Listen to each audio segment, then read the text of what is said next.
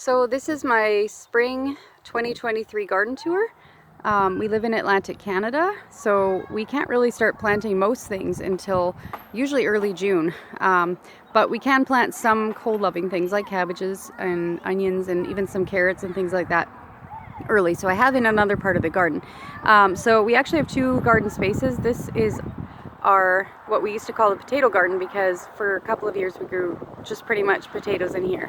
I'm going to go in and I'm just going to quickly try and point out what's where.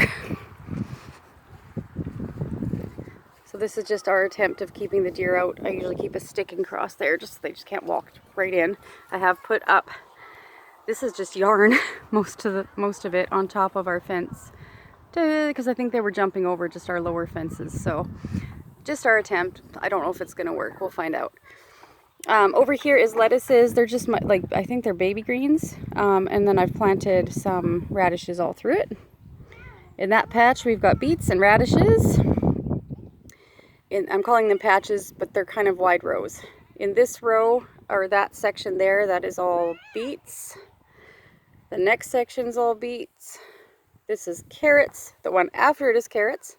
The one beside it is rutabaga, and the one over there is turnips, I believe. And then I am going to kind of go towards the back section here. So this is the first year we've done it like this. We just had these pallets, and my husband had the idea to kind of use them to mark off rows. We might eventually actually put sides on them with the extra pallets we have. In these three sections here, I've done something new this year. I've tried to do companion planting. So we have corn, zucchini, and beans, also with dill mixed in to hopefully help with the zucchini. Got to kind of all planted. I planted them all at the same time, which I've kind of recently learned probably that might have not been the best thing, but we'll find out. They're not pole beans, they're just bush beans. Kind of using them to help replace the nitrogen for the zucchini and the corn. So we'll see how that goes. We also have some attempting water barrels in the garden. We've used them a few times to hand water. We live on a well with we share the well with another family, so we're just trying to be conservative of our water resources.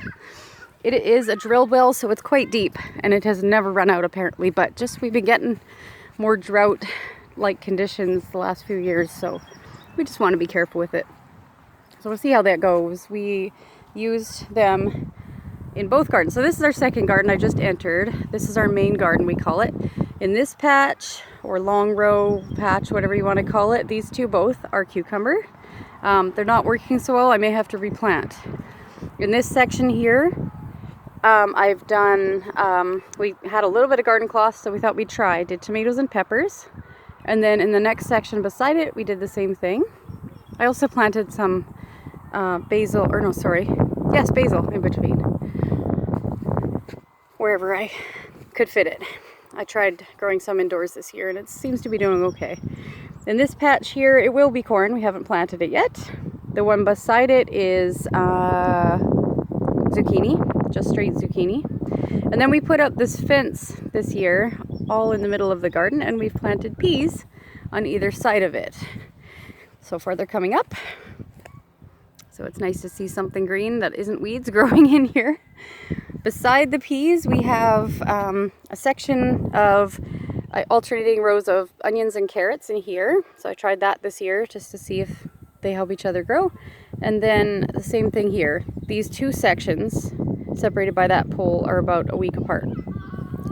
Up here, I have a very wide row of carrots. I've planted them in grids of about 4 by about 8 or so, and then in between I've planted sage seeds to kind of hopefully help. Apparently they're good for carrots. The next row over, I have beets all in there. These rows are about just around 30 feet, I would say.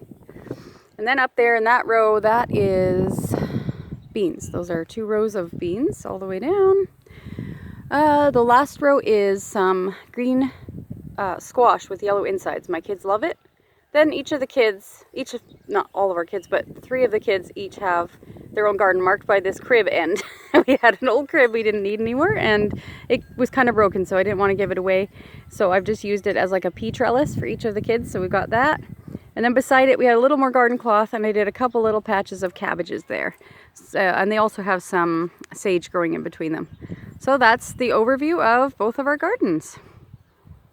And I plan to do an update rather, later in the summer, and we'll see how things are growing. Thanks for watching.